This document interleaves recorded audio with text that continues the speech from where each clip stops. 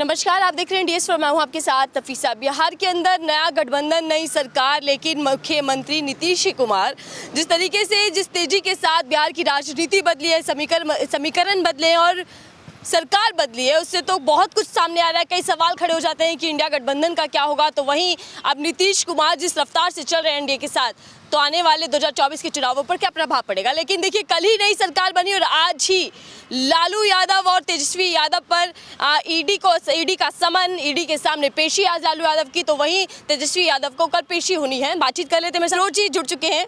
चर्चा करते हैं कि फिरोज जी इस पूरे समीकरण को, इस पूरी बदलती राजनीति को कैसे देख रहे हैं। फिरोज जी, जिस तेजी से हमने देखा उठक पटक हुई, जो राजनीति बदल गई बिहार की, उसको लेकर क्या कुछ मन में चल रहा है। देखिए मैम, मैं सबसे पहले एक बात कहूँगा कि इतना झुमका भी नहीं गिरा था बरेली के बाज़ार में जितना नीतीश बाबू गिर गए बिहार की सरकार में।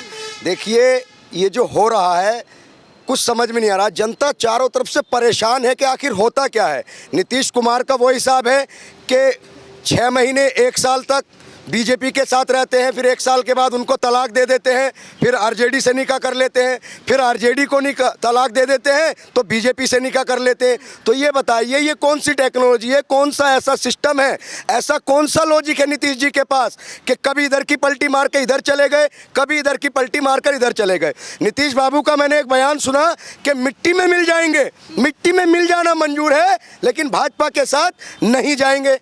और मेरी लड़ाई विचारधारा की लड़ाई है, जो मैं इस विचारधारा के खिलाफ बीजेपी से लड़ता रहूँगा।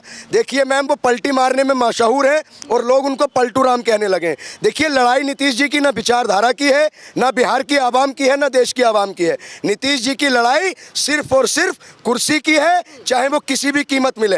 एक तरफ आरजेडी लालू परिवार उनके लिए भ्रष्टाचारी परिवार हो जाता है, लालू राज उनके लिए जंगल राज हो जाता है, फिर लालू सरकार से गठबंधन कर मुख्यमंत्री बन जाते हैं। फिर उनके साथ रहते हैं तो बीजेपी में 1000 बुराई दिखती हैं, फिर जब उनसे मन भर जाता है तो बीजेपी के साथ सरकार बना लेते हैं। इस बार बिहार की जनता समझ गई है और नीतीश बाबू को इस बार बिहार की सत्ता से दूर करेगी। और एक बात, नीतीश कुमार एक ऐसे वाहिद शख्स नेता है हिंदुस्तान के अंदर कि जो मुख्यमंत्री पद से इस्तीफा देते हैं और कुछ घंटे या कुछ दिन के बाद फिर मुख्यमंत्री बन जाते हैं। अरे भाई, ये कौन सा लॉजिक है नीतीश बाबू, हमें भी बता दीजिए। पूरे देश की जनता ये पूछना चाह रही है कि आखिर नीतीश कुमार के पास ऐसा कौन सा रिमोट है जो सत्ता उनके हाथ में रहती है, कुर्सी पर बैठे हैं और एक तरफ दुहाई देते हैं कि मुझे कुर्सी नहीं चाहिए, मेरी लड़ाई विचारों की है। तो मैडम, देश की जनता ने देख लिया, ये लड़ाई नीतीश कुमार की अपनी पर्सनल लड़ाई है और ये कुर्सी के खातिर की लड़ाई है।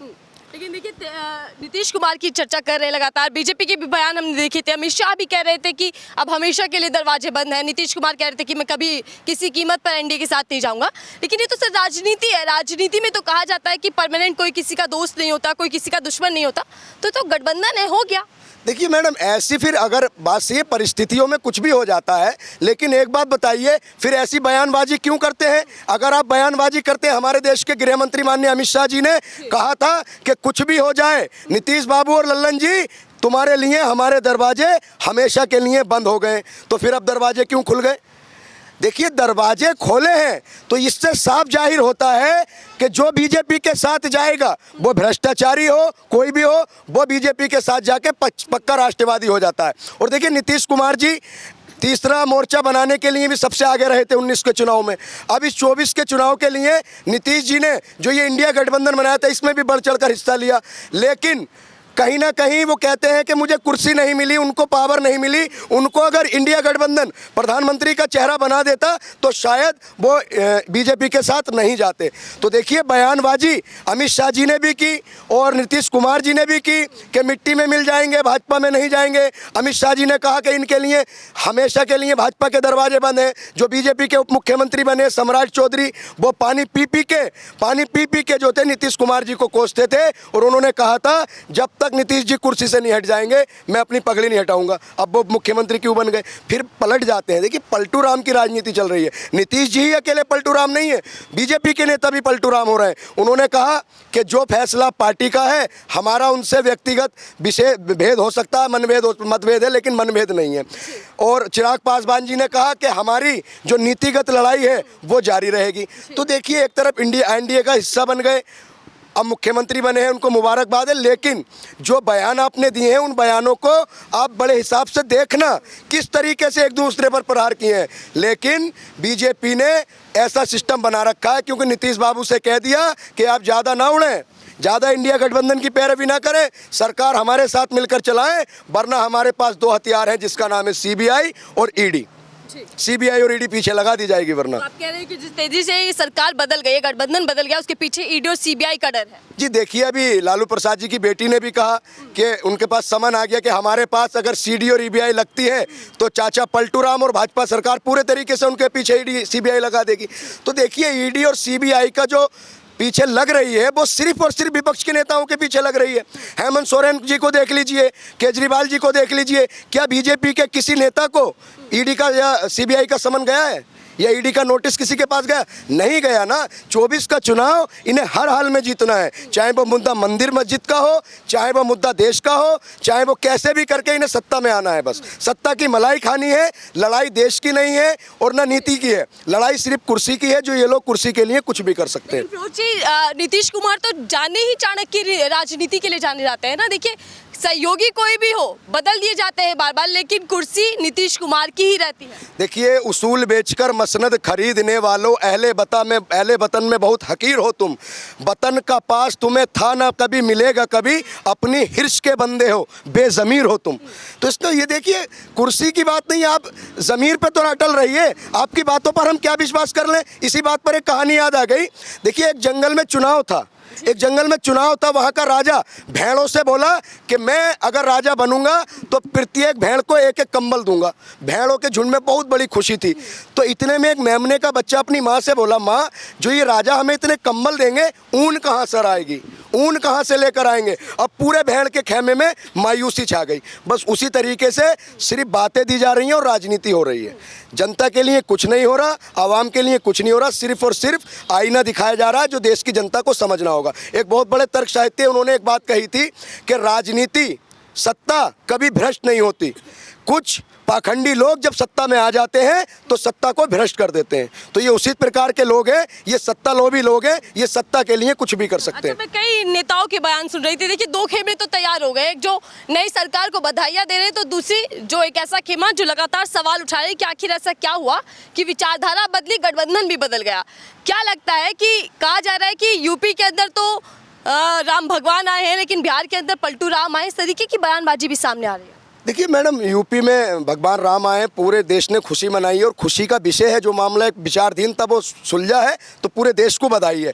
लेकिन जो बिहार में हुआ है, जो पलटू राम आए हैं, देखिए बात पर अटल रहना। देखिए, सच्चा राजनेता वो होता है, सच्चा रक्षक वो होता है जो अपनी जबान पर अटल रहे। आज नीतीश जी ने, इनका नाम गिनीज बुक में आना चाहिए कि इतनी बार पलटी मारी, इतनी बार पलटी मारी। देखिए, एक मछली होती है, मछली क्या होती है, जो जिंदा मछली होती है ना, वो धार के विपरीत चलती है, और जो मछली मर जाती है वो धार के साथ साथ बह जाती है। तो जो लोग, जिनका ज़मीर जिंदा है, जिनमें लड़ने की ताकत है, तो वो हमेशा गलत के खिलाफ चलते रहेंगे। जिनका ज़मीर मर गया है, जो मिट्टी में मिल गए हैं, वो धार के साथ साथ बह रहे हैं। तो हम उन धार के साथ बहने वाले लोगों को एक संदेश दे रहे हैं। जनता सब जानती है, आपकी गलत नीति का, आपके गलत बातों को, आपके वादों को सब समझ गई है, और इस बार 2024 में आपके इन कृत्यों का जरूर आपको सजा देगी और इस बार सत्ता से आपको बेदखल कर देगी। बयान ये आ रहे हैं। देखिए, बिहार की राजनीति कल पूरी तरीके से बदल जाती है, लेकिन मैं खड़गे साहब का बयान सुन रही थी कि हमें पहले से ही अंदेशा था कि इस तरीके के हालात बन सकते हैं। लालू यादव, तेजस्वी यादव ने भी इस बात की जाहिर किया था कि सरकार बदल सकती है। तो अगर पहले से ही इंडिया गठबंधन को पता था कि नीतीश कुमार पलटी मार सकते हैं, तो फिर किस बात के लिए विश्वास किया गया? इतना जो समूचा खड़ा किया गया, विपक्षी समूचा, वो किस लिए किया गया? देखिए, नीतीश कुमार जी का, देखिए वो होता है, जो कहते हैं ना, पत्थर एक जगह पड़े पड़े भारी हो जाता है, वजनदार हो जाता है, और जो पत्थर बार बार कहीं जाता है तो वो हल्का हो जाता है। देखिए, नीतीश जी ने इस राजनीति को, जो पलटी मारने की राजनीति है, उससे उनका जो एक वजन है, जो उनकी एक वैल्यूएशन थी, वो पूरे देश के सामने है। ना आज की डेट में बीजेपी उन पर भरोसा करेगी और ना ही जो इंडिया गठबंधन है वो करेगा, क्योंकि उन्होंने अपनी छवि इस तरीके की कर रखी है कि उन्हें जिधर मलाई मिलेगी वो उधर जाएंगे। तो जो खड़गे जी ने कहा, उनकी बात कहीं ना कहीं सही थी। और देखिए इनमें जो फूट पड़ी थी कपूरी ठाकुर जी की जो जयंती थी, उस पर उन्होंने एक बयान दिया था कि परिवारवाद, मैंने अपना परिवारवाद नहीं बढ़ाया, तो उन्होंने सीधा निशाना जो था लालू यादव परिवार पर साधा। एक बात बताइए, 15 महीने सरकार चलाई, पहले भी सरकार चलाई, अब लालू यादव और उनका परिवार भ्रष्ट हो गया, अब वो परिवारवाद हो गया। तो देखिए जिस तरीके से नीतीश जी ये पलटी मार रहे हैं और जो इन्होंने लोगों का भरोसा तोड़ा है, तो जनता उस बार उन्हें दिखा देगी। इंडिया गठबंधन का क्या होगा? 2024 के चुनावों से पहले झटका है तो बड़ा नहीं, बड़ा झटका है। देखिए इंडिया गठबंधन को बड़ा झटका है, लेकिन देखिए एक बात सुन लीजिए, जनता से नेता बनता है, नेता किसी जनता को नहीं बनाता, और जनता किसी की भी गुलाम नहीं है, चाहे वो नीतीश जी हो, भाजपा हो, कांग्रेस हो, कोई भी पार्टी हो। जनता अपना सही और गलत खुद चुनने में सक्षम है। तो जनता समझ गई है, अब इन नेताओं के हथकंडे को हम समझ गए हैं कि हमें अब इन अवसरवादी लोगों को मौका नहीं देना है और हमें एक अच्छी सरकार का चयन करना है। चलिए, कहा तो सर ये भी जा रहा है कि देखिए राहुल गांधी जो है वो बीजेपी के स्टार प्रचारक है, जहाँ जहाँ से उनकी यात्रा जा रही है वहाँ से इंडिया गठबंधन कमजोर पड़ता जा रहा है। देखिए बिहार में गए भी नहीं, आज दस्तक होगी, उससे पहले ही सरकार गिर जाती है। देखिए मैडम, राहुल गांधी एक भारत न्याय यात्रा निकाल रहे हैं। देखिए वो एक देश को जोड़ने की बात कर रहे हैं, ना कि तोड़ने की। अगर गठबंधन, इंडिया गठबंधन कमज़ोर हो रहा है, तो कहीं ना कहीं जो मैनेजमेंट सिस्टम है, जो इंडिया गठबंधन के मजबूत स्तंभ है, उन्हें इस पर विचार करना चाहिए कि आखिर कमी ऐसी कहाँ रह रही है जिससे हमारा इंडिया गठबंधन कमज़ोर हो रहा है।